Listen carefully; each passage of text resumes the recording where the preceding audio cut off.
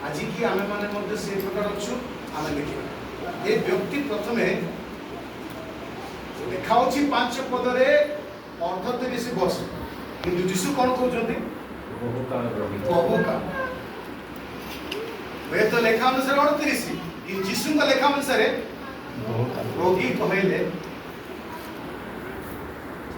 38 कहले तो बहुत बड़ किंतु बहुकाल कहले तार लेखा नहीं जीशुଙ୍କର दृष्टि देखंतु मनुष्य दृष्टि देखंतु मनुष्य देखुची लेखा अनुसार 38 वर्ष किंतु जीशु देखुचंदी बहु वर्ष अर्थात जदिও आपण माने लेखा अनुसार 3-4 वर्ष रोगी थाई पर किंतु आत्मिक दिगर अनेक लोग बहु वर्ष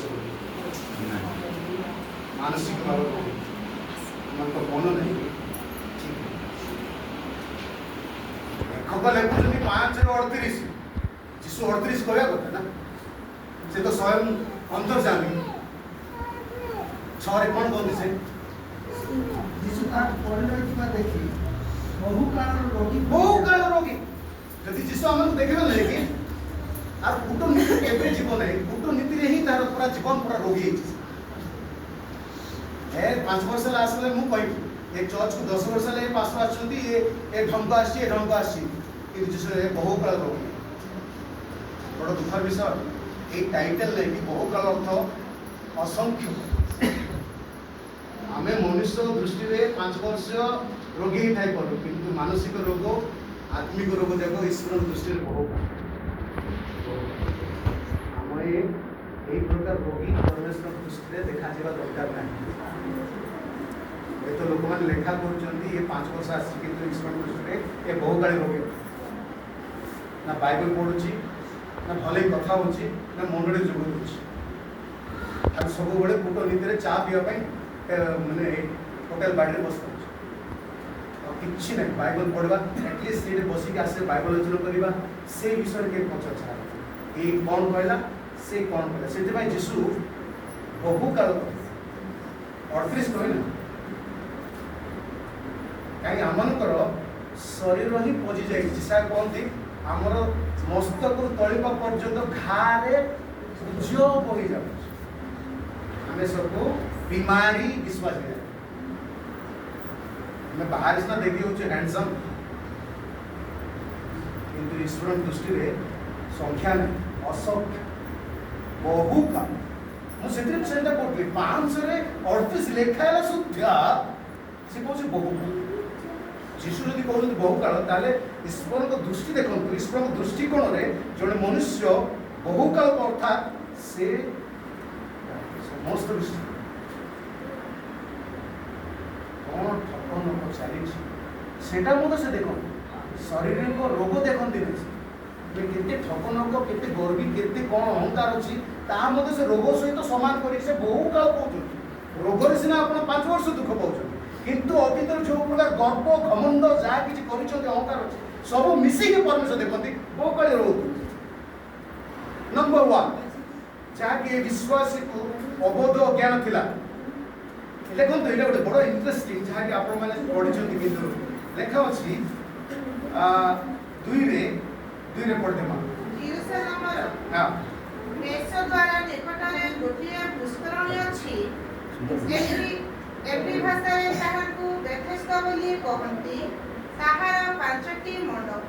समस्त कहतु बेथेस्दा एवरी भाषा जदि बेथेस्दा हमर माने ओडिया भाषा डम भाषा कोन निश्चय तो ओडिया भाषा थी चेष्टा करो हु कैन से बेथेस्दा अर्थ ये लेखक एवरी भाषा रे बेथेस्दा को हम भाषा जदि भाषण करबा सेति पालक तो अछन निश्चय हम सहायता करू एवरी भाषा रे जदि बेथेस्दा आम भाषा ओडिया भाषा रे कोन हो एनीबॉडी आम मंडली बहुत दरकार जब जाइए भुवनेश्वर को मुझे ये छोट मंडली जो कहले आश्चर्य से बड़ यूनियन चर्च भुवनेश्वर मंडल संग्राम केशरी सिंह आज्ञा आवड़े ओडिया चर्च अच्छी यस से विजिट करने आसे से मत कहते मुझे ମୁଁ ଯେତେବେଳେ ପ୍ରଚାର କରିବା ପାଇଁ ସୁଯୋଗ ଦିଆଗଲା ସେ ମଣ୍ଡଳରେ ପାଖାପାଖି 200 ଲୋକ ବସିଥିଲେ, 200-300 ଲୋକ। ପିଣ୍ଟୁ ଭାଇ ଥିଲେ, ପେରସ ଭାଇ ଥିଲେ, ଆମର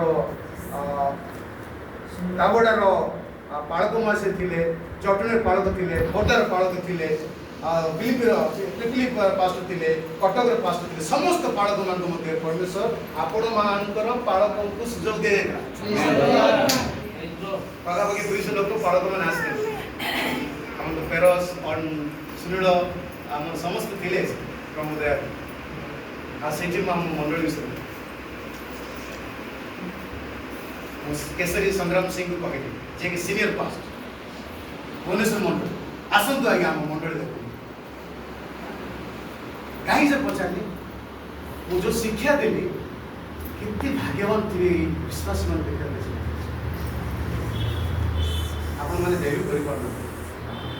ଆପଣମାନେ ହୁଏତ ନିଶ୍ଚୟ ଭୁବନେଶ୍ୱର ମଣ୍ଡଳୀ ଯିବ ଆଉ ପଚାରନ୍ତୁ। ଆମ ଗାଁ ମଣ୍ଡଳୀରେ ଆସିଥିଲେ ସୁନାମ ଭାଇ, କିନ୍ତୁ ଆଜି ଆପଣମାନଙ୍କ ନାମ ସାରା ଖୋର୍ଦ୍ଧା ଭୁବନେଶ୍ୱରରେ ଚର୍ଚ୍ଚା କରୁଛି। ମୁଁ ବହୁତ ଗର୍ବିତ ଆମ ଆବଳ ମଣ୍ଡଳୀ କ୍ଷୁଦ୍ର ହେଲେ ମଧ୍ୟ ଆମମାନଙ୍କର ଗୋଟିଏ ଆତ୍ମିକ ଦିଗରେ ବାକ୍ୟ ବିଷୟରେ ଆମମାନେ କେବେ ହେଲେ ବାର୍ଗେନ୍ ନାହିଁ, ଆମ କମ୍ପ୍ରମାଇଜ୍ ନାହିଁ। ଆମର କେତେ କ'ଣ ହେଲେ ମଧ୍ୟ ଆମେ ପ୍ରଭୁଙ୍କ ବାକ୍ୟକୁ ଆମେ ଏଭ୍ରି ଭାଷାରେ ଆଉ ଯଦି ବେଥେସ୍ଦା କୁହାଯାଉଛି ତାହେଲେ ଆମ ଭାଷାରେ କ'ଣ ବେତ୍ କହିଲେ ଦୁଇଟି ପଦ, ଏଭ୍ରି ଭାଷା ବେତ୍ ହେସ୍ଦା କ'ଣ କ'ଣ କହନ୍ତି? ବେତ୍ ହେସ୍ଦା। କି ଲେଖା ଲେଖି କରୁଛ ନା ଖାଲି ଶୁଣୁଛ? ବେତ୍ ହେସ୍ଦା। ବେତ୍ କହିଲେ ଘର, କ'ଣ କହିଲେ? ବେତ୍ କହିଲେ କ'ଣ? ଆମେ ବେତ୍ ଲେହେମ୍, ବେତ୍ ତାନି ଶୁଣିଛନ୍ତି? ବେତ୍ ଭାଗେ। ବେତ୍ ଯେତେ ସମୟ ଆସେ ବେତ୍ ଅର୍ଥ ହେଉଛି ଘର, ବେତ୍ର ଅର୍ଥ ହେଉଛି ଭେରି ନାଇସ୍। ମା ମତେ ବହୁତ ଆମର ମଣ୍ଡଳୀ ବହୁତ ଇମ୍ପ୍ରୁଭ୍ କରୁଛୁ। ବେତ୍ କହିଲେ କ'ଣ? ହେସ୍ଦା କହିଲେ ଦୟା।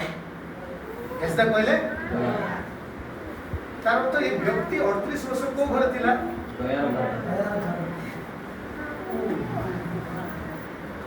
ଏ ବ୍ୟକ୍ତି ଦୟାର ଘରେ 38 ବର୍ଷ ଥିଲା, କିନ୍ତୁ ଦୟା ସେ ଜାଣିପାରିଲା। ଆଜି ଆପଣମାନେ ଦୟାର ଘରେ ଅଛ, ଅନୁଗ୍ରହରେ ଘରେ ଅଛ, ତଥାପି ଯେ ଦୟା ଅନୁଗ୍ରହ ଆପଣମାନଙ୍କୁ ଅନୁଭବ ଏଇଟା ଅବଜ୍ଞାର ବିଷୟ। ଅଜ୍ଞାନୀ ବିଶ୍ୱାସୀ ଅନୁଗ୍ରହରେ ଥାଇ ମଧ୍ୟ ଅନୁଗ୍ରହକୁ ଚିହ୍ନି ପାରୁନାହିଁ, ଦୟାକୁ ବୁଝି ପାରୁନାହିଁ। ପରମେଶ୍ୱରଙ୍କ ଦୟା କେତେ ଯେ ଅନୁଗ୍ରହ, ଆମେ ଗଲାବେଳେ ଆସିଲା ବେଳେ ତାଙ୍କର ଅନୁଗ୍ରହ ଦୟା କେତେ ଯେ ପ୍ରଚୁର ଆମେ ବୁଝିପାରୁନା। ଆମେ ତାକୁ ବ୍ଲେମ୍ କରୁଥିବା 38 ବର୍ଷ, ଦୀର୍ଘ 38 ବର୍ଷ ସେ ଦୟାର ଘରେ ଅଛି, ଦୟାର ଗୃହରେ ଅଛି, ବସୁଛି ଉଠୁଛି ସବୁ କରୁଛି। ଦୟାର ଗୃହ କୋଉଠି? ପରମେଶ୍ୱରଙ୍କ ଉପସ୍ଥିତି। ଭାଇ ଭଉଣୀ ମାନେ ସେ ପରମେଶ୍ୱରଙ୍କ ଉପସ୍ଥିତିରେ ତାଙ୍କ ଦୟା ଅନୁଗ୍ରହରେ 38 ବର୍ଷ ଥିଲେ ମଧ୍ୟ ସେ ଜାଣି କମ୍ପ୍ଲେନ୍। ଭାଇ ଭଉଣୀ ମାନେ ରୋଗକୁ ଦେଖିକି ସେ ଅନୁଗ୍ରହକୁ ବୁଝି ରିପିଟ୍ କରିବ ନିଜର ପ୍ରେଜେଣ୍ଟ ସିଚୁଏସନ କ'ଣ କହିବେ? ଅବସ୍ଥାକୁ ଦେଖି, ସେ ପରିସ୍ଥିତିକୁ ଦେଖିକି ପ୍ରଭୁଙ୍କ ଅନୁଗ୍ରହକୁ ଭୁଲିଗଲା। ସେ ପ୍ରଭୁଙ୍କ ଦୟା ଯେ ମୋ ଉପରେ ଅଛି, ମୁଁ ପ୍ରଭୁଙ୍କର ଗୃହରେ ଯେ ଅଛି, ପ୍ରଭୁଙ୍କର ଦୟା ଯେ କେତେ ପ୍ରଚୁର ତାହା ସେ ନ ଦେଖି ନିଜର ଅବସ୍ଥାକୁ ସେ ଦେଖୁଛି, ସେ ଭୁଲିଗଲା। ପ୍ରିୟ ଭାଇ ଭଉଣୀ ମାନେ ଆଜି ମଣ୍ଡଳୀ ଆପଣମାନେ ବସିଥାଇ ପାରନ୍ତି, ଆଜି କୋଉ ବିଷୟ ଦେଖୁଛନ୍ତି? ଆୟୋ ମୋତେ ଘରେ ତ ପଇସା ନାହିଁ, ଆୟୋ ମୋର ସ୍ୱାମୀ ଏମିତି, ଆୟୋ ମୋ ସ୍ତ୍ରୀ ଏମିତି, ଆୟୋ ମୋତେ ଏମିତି ହେଇଯାଇଛି। ସେଇ ବିଷୟରେ ଆମେ ଚିନ୍ତା କରି ପ୍ରଭୁଙ୍କର ଯେଉଁ ପ୍ରଚୁରତା ଦୟା ଅଛି ଆମଙ୍କ ପ୍ରତି, ଯେତେ କରୁଣା କରିଛନ୍ତି ତାକୁ ଅଜ୍ଞାନୀ ଭଳିଆ, ଅବୋଧ ଭଳିଆ ଆମେ ଅବହେଳା କରୁଛୁ। ଏ ବ୍ୟକ୍ତି କୋଉ ଗୃହରେ ଅଛି? ଦୟାର ଗୃହରେ ଅଛି। କେତେ ବର୍ଷ? 38 ବର୍ଷ। ତା ରୋଗକୁ ସେ ଦେଖିଲେ ସିନା ପରମେଶ୍ୱରଙ୍କ ଦୟାକୁ ଦେଖିପାରିଲେ। ଚର୍ଚ୍ଚକୁ ଆସୁଛୁ ସିନା ତାଙ୍କର ଉପସ୍ଥିତି ଆମ ଅନୁଭବ କରୁ, ତାଙ୍କର ଉପସ୍ଥିତି ଆମେ ଅନୁଭବ କରୁ। এটা অজ্ঞান বুঝা, অবোধ বুঝা। ଆମେ ଆସୁଛୁ, ପ୍ରେଜେଣ୍ଟ ହଉଛୁ, କାଳେ ବେଳେ ଦେଖା ଦୁଃଖି ହେବା ପାଇଁ କାଳେ ବାଳକ ଦୁଃଖ କରିବେ ନ ଗଲେ ବୋଲିକି ଅନେକ ସମୟ ଆସିଥାଉ। ମୋର ଦୁଃଖ ସେଥିପାଇଁ ଯେତେବେଳେ ଆପଣ ନ ବୁଝିବେ ସେତେବେଳେ ମୋର କିଛି ନ ବୁଝିଲେ ମୋତେ ଗୋଟିଏ ଅଂଶ ମୋତେ ବୁଝନ୍ତୁ। ପରମେଶ୍ୱର ବାକ୍ୟ ଏତେ ପ୍ରଚୁର, ଏତେ ଦୟା, ସେଥିପାଇଁ ଆମେ କହୁଛୁ ତାଙ୍କର ବିବିଧ ଦୟା ହେତୁ ଆମେ ବିନଷ୍ଟ ଥିଲା। ଆମେ ଗଲାବେଳେ, ଆମେ ଆସିଲା ବେଳେ, ଆମେ କାମ କଲାବେଳେ ଆମେ ଜାଣିନୁ କ'ଣ ଘଟିବ। ଆଜି ଥିଲେ କାଲିକି ନାହିଁ, ଆଜିର ପ୍ରାଣ କାଲିକି ନାହିଁ। କାରଣ ତାହାଙ୍କ ଦୟା ଏତେ ପ୍ରଚୁର ଆମ ପିଲାମାନଙ୍କ ପାଇଁ। ଗାଡ଼ି ଘୋଡ଼ାରେ ଗଲାବେଳେ, ସେମାନେ ବାହାରେ ଥିଲାବେଳେ ଆମେ ପ୍ରାର୍ଥନା କରୁଛୁ ସିନା, ତାହାଙ୍କ ଦୟା ସବୁବେଳେ ଆମକୁ ପସନ୍ଦ। ପ୍ରିୟ ଭାଇ ଭଉଣୀମାନେ, କେବେ ହେଲେ ଆମକୁ ଛାଡ଼ିବେନି। ଆପଣମାନେ କ'ଣ କରୁଛନ୍ତି? ସେ ଦୟାକୁ ଧନ୍ୟବାଦ ନ ଦେଇକି ପରିସ୍ଥିତି ଦେଖିକି ଆଜି ମୋତେ ଏଇଟା ହେଇଗଲା ସେଟା ହେଇଗଲା, ପରମେଶ୍ୱରଙ୍କୁ ଉପସ୍ଥିତ ଦୟା। ପ୍ରିୟ ଭାଇ ଭଉଣୀମାନେ, ଏ ବ୍ୟକ୍ତି 38 ବର୍ଷ ଦୟାର ଗୃହରେ ଥିଲା କିନ୍ତୁ ଜାଣିପାରେ। ଆପଣମାନେ ଖ୍ରୀଷ୍ଟିଆନ ହେଇଛନ୍ତି କିନ୍ତୁ ବୁଝିପାରୁନାହାନ୍ତି ପରମେଶ୍ୱରଙ୍କ ଦୟା କେତେ ଯେ ପଡ଼ିଛି। ଆପଣମାନେ ନିଜ କର୍ମ ଦ୍ୱାରା, ଟଙ୍କା ଦ୍ୱାରା ଆଉ ଡିଗ୍ରୀ ପଢ଼ିବା ଦ୍ୱାରା ମୁଁ ଗର୍ବ କରିଥାଏ ବେଳେବେଳେ ନାଇଁ, ପରମେଶ୍ୱର ଦୟା, ତାଙ୍କର ବିବିଧ ଦୟା। ସେଥିପାଇଁ ସେ ସାଧୁ ପାଉଲ କ'ଣ କହିଲେ? ରୋଗ ଯେତେବେଳେ ଆସିଲା କ'ଣ କହିଲେ? ମୁଁ 3 ଥର ପ୍ରଭୁଙ୍କୁ ନିକଟରେ ପ୍ରାର୍ଥନା କଲି, ଆଉ ସେ କ'ଣ ଉତ୍ତର ଦେଲେ? ମୋର ଅନୁଗ୍ରହ ମୋ ପାଇଁ ଯଥେଷ୍ଟ। ପ୍ରିୟ ଭାଇ ଭଉଣୀମାନେ, ଅନୁଗ୍ରହ ଯଥେଷ୍ଟ। ରୋଗ ଦେଖ ନା, ତୁ 3 ଥର ହେଲା ପ୍ରାର୍ଥନା କରୁଛୁ ଛୋଟ କଥା, କିନ୍ତୁ ମୋର ଅନୁଗ୍ରହ ଯଥେଷ୍ଟ। ତୁ ମୋର ଅନୁଗ୍ରହକୁ ଦେଖ, ମୋର ଅନୁଗ୍ରହ ତୁ ପାଇଛୁ। ତୁ କଷ୍ଟ କରୁଛୁ ମୁଁ ଜାଣୁଛି, ତୋର ଅଭାବ ଅଛି ମୁଁ ଜାଣୁଛି, ତୁ ମୋର ଅନୁଗ୍ରହକୁ ପ୍ରଥମେ ଦେଖେ। ତୁ କୋଉଠି ଅଛୁ ଦେଖେ, ମୁଁ ତତେ ମୋର ଅନୁଗ୍ରହର ଉପରେ ରଖିଛି, ମୋର ଦୟାର ଗୃହରେ ରଖିଛି। ଆପଣମାନେ ଜାଣନ୍ତି ନାହିଁ, ଆପଣ ସମସ୍ତେ ପରମେଶ୍ୱରଙ୍କର ଗୃହରେ ଅଛି। ପରମେଶ୍ୱର ଦୟାର ଗୃହରେ ଅଛି। ହୁଏତ ବେଥେସ୍ଦା କହିଲେ ଆମେ ବୁଝିପାରୁ, ସେଥିପାଇଁ ଆମେ ଅବହେଳା କରୁଛୁ। କିନ୍ତୁ ବେଥେସ୍ଦାର ଅର୍ଥ ହେଉଛି ପରମେଶ୍ୱରଙ୍କ ଦୟାର ଗୃହ, ଅନୁଗ୍ରହର ଗୃହ। ମୁଁ ସଦା ସର୍ବଦା ସଦାପ୍ରଭୁଙ୍କ ଗୃହରେ ବାସ କରେ, କାରଣ ତାଙ୍କ ଗୃହରେ ଆନନ୍ଦ ଅଛି, ଆଶୀର୍ବାଦ। ସେଥିପାଇଁ ଗିର୍ଜାକୁ ଆସ, ଗିର୍ଜାକୁ ଆସ। ସେ ଜାଣିଛି ଦାଉଦ ବେଳେ କହିବ କ'ଣ? ମୁଁ ଯେତେବେଳେ ଶୁଣିଲି ଲୋକମାନେ ପ୍ରଭୁଙ୍କ ମନ୍ଦିରକୁ ଯିବା ପାଇଁ ଦାବନ କଲେ, ମୁଁ ଆନନ୍ଦ କଲି। କାହିଁକି ଡାକିବା ଦରକାର? ଆହ୍ୱାନ କାହାକୁ କରାଯାଏ? ଯୀଶୁଙ୍କୁ ଆହ୍ୱାନ କରେ। ଆପଣମାନେ କାହିଁ? ଆପଣମାନେ ଆରାଧକ, ମୁଁ ଭଳି ଆରାଧକ। ଆରାଧକ ମାନେ ଆରାଧନା କରିବା ଲୋକକୁ ଡାକିବା। ଆମେ ଆହ୍ୱାନ କରୁଛୁ, ଆହ୍ୱାନ କରିବା ଆବଶ୍ୟକତା ନାହିଁ। ଏଇ ଆହ୍ୱାନ କରୁଛୁ ଘରକୁ ଆସିବ। ଆସନ୍ତୁ ଆମେ ପ୍ରଭୁଙ୍କର ଗୃହରେ ଯେ ଅଛୁ, ଏହାର ଜ୍ଞାତ ହଉ। କୋଉଠି ଅଛୁ ଆମେ? କିଏ କିଛି କରିପାରିବ? କିଏ ଆପଣମାନଙ୍କୁ କିଛି କରିପାରିବ? ରୋଗ ଆସିଲେ ମଧ୍ୟ ତାଙ୍କର ଅନୁଗ୍ରହ ଯଥେଷ୍ଟ। କଷ୍ଟ ଆସିଲେ ମଧ୍ୟ ତାଙ୍କର ଅନୁଗ୍ରହ ଯଥେଷ୍ଟ। କାହିଁକି? ଆମେ ତାଙ୍କ ଗୃହରେ ଅଛୁ, ତାଙ୍କର ଅନୁଗ୍ରହରେ ଅଛୁ, ତାଙ୍କ ଦୟାରେ ଅଛୁ।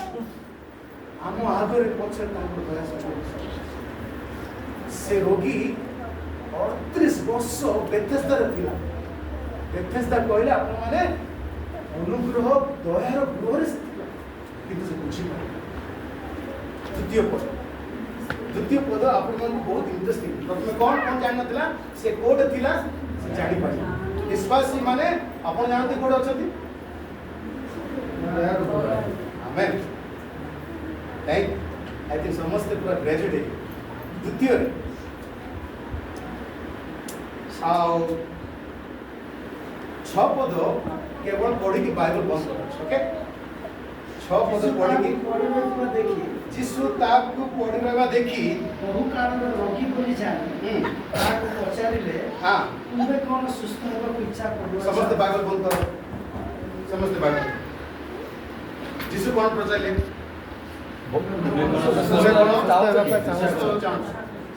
ତୁମର ଅନୁସାରେ ବାଇବଲ ଅନୁସାରେ ଉତ୍ତର ଦିଅ। ତୁମ ଅନୁସାରେ ଜଣକୁ ଯଦି କିଏ ପଚାରିବ ତୁମକୁ ସୁସ୍ଥ ହେବାକୁ ଚାହୁଁଛ କି, ତୁମର ଉତ୍ତର କ'ଣ ରହିବ? ହଁ। କରେକ୍ଟ? ଆଉ ଅନ୍ୟଥା କ'ଣ ଉତ୍ତର ଅଛି କି? କ'ଣ ଉତ୍ତର ଅଛି କି? ଆଉ ନା, ଏ ବ୍ୟକ୍ତି କେଉଁ ଉତ୍ତର ଦେଉଛି? ମତେ ଜଳ କମ୍ପେଇବା ସମୟରେ ଯୀଶୁ କ'ଣ ପଚାରିଥିଲେ? ସେଟା କିଏ ଜଣଉଛନ୍ତି ବୋଲି କି?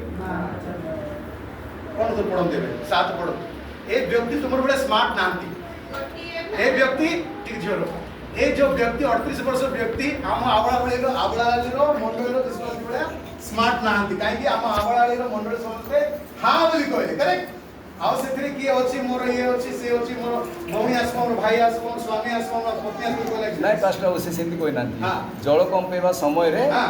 ଆଉ ମତେ ଖଟିଆରୁ କିଏ ନେବାକୁ ଲୋକ ନଥିଲେ हां जीसस सेला पचारले ताको कि अच्छो कि नेबा पर ସେ जीसस କହିଲେ कौन पचारले सुस्त मोर उत्तर हां नथिंग एल्स यस से हो जो उत्तर मोर के अछि के नै जीसस केतना अच्छो पचारले तुमको नहीं धरे पे के न अच्छो कि पचारले ए कोन उत्तर दउछि ରୋଗୀଟି ତାହାଙ୍କୁ ଉତ୍ତର ଦେଲା रोगटी ताको उत्तर देला ମହାଶୟ हां महाशय ଜଳ କମ୍ପିବା ସମୟରେ ମତେ ପୋଖରୀ ଭିତରକୁ ଘେରି ଯିବା ପାଇଁ ମୋର କେହି ନାହିଁ जीसस पचारले के अछि कि तो नेबा पाए एटा उत्तर सटीक कि ନା।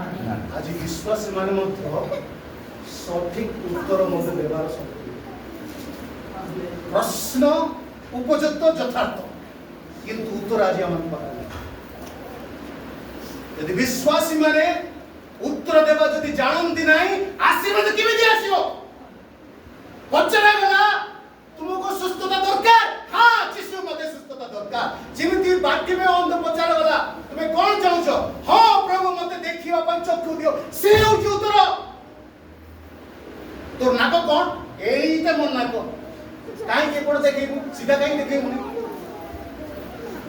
ए व्यक्ति विशेष को पचरा गला सुस्थ हेबा को चाहू छ कि आज अनेक लोक माने आशीर्वाद काई पाई पारनाती समान का बारे उत्तर नहीं विश्वासी माने सतर्क रहंतु बाइबल पढुछु सब जानुछु अद्भुत चालीछि यस किंतु से माने को ऊपर भरोसा करछन्ती अद्भुत ऊपर जिसु को प्रयोग करू ए व्यक्ति को पचरा गला सुस्थता दरकार की आ से कहू छ म पाखरे केही ना जिसु पचर नहांती कि जड़े खाइबे बोले मु कहले मु बाजार जीवा अछि अरे बाबा जिला खाइबे हां नहीं से होची उत्तर तो सुस्थता दरकार हां और नहीं ए व्यक्तिंकर उत्तर रे आपण संतुष्ट ନା। आपण उत्तर जिसु संतुष्ट अछि अनेक विश्वास माने एक प्रकार उत्तर किछा कास बोले नहीं मो घरे अबे चावल नहीं पानी नहीं से कोन दरकार केते एक्सक्यूज करिवो आज एक काम परमेश्वर पछाउनी सुस्थता दरकार आशीर्वाद दरकार हां अन्यथा किछ नाही उत्तर कोन सेवा नाही हमर उत्तर कोन हेबा दरकार हां प्रभु मते चक्षु दियो हां प्रभु मते सुस्थता दियो हां प्रभु मते आशीर्वाद करो आज हमर उत्तर रे क्लैरिटी नाही हमर उत्तर रे कौन सी प्रकार क्लैरिटी नाही प्रश्न पचार दियो प्रश्न उत्तर देवा पाए हम पाखरे शक्ति नाही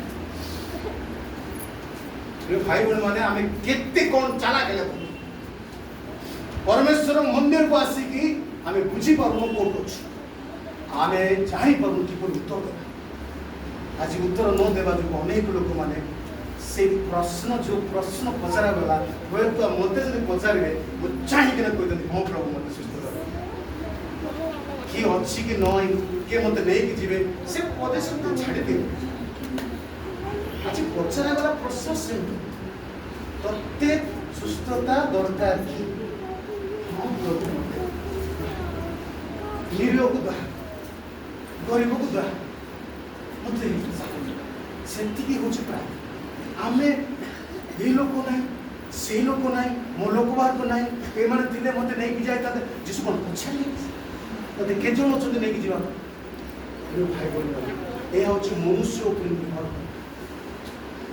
ए कोन करथिला मनुष्य उपर निर्भर करथिला सेटा गीत सले कोन होती अनेक लोक अर्श उपर निर्भर करती केते राजा मन को उपर निर्भर कि जो मन ईश्वर पर भरोसा करते से माने नक्षता है यो भाई बहन माने ए लोक मध्य को पर निर्भर करथिला मनुष्य माने थिले मते ठीक नहीं आज प्रिय भाई बहन सठिक प्रश्नर उत्तर देबा हम प्रस्तुत अछि ପ୍ରଭୁ କହୁଛନ୍ତି ତୁମେ କ'ଣ ଆଶୀର୍ବାଦ ଦରକାର? ହଁ ପ୍ରଭୁ, କିଛି ଦରକାର ନାହିଁ। ଅନ୍ଧ କ'ଣ କହିଲେ? ହଁ ପ୍ରଭୁ ମୋତେ ଚକ୍ଷୁ ଖୋଲିଦିଅ, ମୋତେ ଆଶୀର୍ବାଦ କର ପ୍ରଭୁ, ମୋ ଘରେ ତୁମେ ଆଶୀର୍ବାଦ, କିଛି ନାହିଁ। ତମେ ଥିଲେ ଯଥେଷ୍ଟ। ଜଣେ ଆମ ଗାଁ ଲୋକ ପ୍ରଚାର କରୁଥିଲେ, ମୁଁ ତ ଆଉ କିଛି ଲୋଡ଼ା ନାହିଁ ପ୍ରଭୁ, ତୁମେ ଯଦି ଆମକୁ ଆଶୀର୍ବାଦ କର। ଆମଙ୍କ ପରିବାର ଯଦି ଗୋଟେ ଛୋଟ ପିଲା ଯଦି ଏହିପରି ପ୍ରାର୍ଥନା କର, ପ୍ରଭୁ ମୋ ଘରେ ମୁଁ ଆଶୀର୍ବାଦ, ବହୁତ ପ୍ରଭୁ ତାଙ୍କ ପ୍ରାର୍ଥନା ଶୁଣି ଛୋଟ ପିଲାର ପରିବାରକୁ ଆସିବେ। ଆମ ଭେଣ୍ଡିଆ ପିଲାମାନେ ଯଦି ପ୍ରାର୍ଥନା କରିବେ, ପ୍ରଭୁ ମୋ ପରିବାର ତୁମେ ଆଶୀର୍ବାଦ କର, ଆଜି ପରମେଶ୍ୱର ସେ ଉତ୍ତର ଦେବେ। ଆଜି ଆମକୁ ଉତ୍ତର ନାହିଁ, ମୋର ବାପା ଆସିଲେ ଏକା ପ୍ରାର୍ଥନା করবো আমি না আজ্ঞା ପ୍ରାର୍ଥନା করবো କାହିଁକି ଆମେ ଶିଖିପାରିବୁ? ଏଇ ଯୋଉ ମନୋଭାବ ଆମଙ୍କର ଇନଡାଇରେକ୍ଟ ଯିବା, ଲୋକମାନଙ୍କ ଦ୍ୱାରା ଲୋକମାନଙ୍କୁ ଭରସା କରିବା। ମୁଁ କହୁନି ଲୋକମାନଙ୍କୁ ଦରକାର ନାହିଁ, ଲୋକମାନେ ନିହାତି ଦରକାର, କିନ୍ତୁ ସର୍ବପ୍ରଥମେ ପ୍ରାଧାନ୍ୟତା ମାନେ ପ୍ରଭୁଙ୍କୁ ଦେବା। ପ୍ରଥମେ ଦେଖିଲୁ କ'ଣ ତାର ଅଜ୍ଞତା, ସେ କୋଉଠି ଅଛି ଜାଣିନଥିଲା। ଦ୍ୱିତୀୟରେ କିପରି ଉତ୍ତର ଦେବା ଜାଣିନଥିଲା, ବୁଝିଲେ? এটা ଅଲଗା ଟାଇପ୍ର ହେଉଛି, ତଥାପି ଶୁଣିବାକୁ ପଡ଼ିବ। ତୃତୀୟରେ ମୁଁ ଗୋଟେ ଦେଖିବା ପାଇଁ ଚାହୁଁଛି, ମୁଁ ସମୟର ଅଭାବ ଯୋଗୁଁ କୁଇକଲି ମୁଁ ଶୁଣିବା ପାଇଁ ଚାହେଁନି।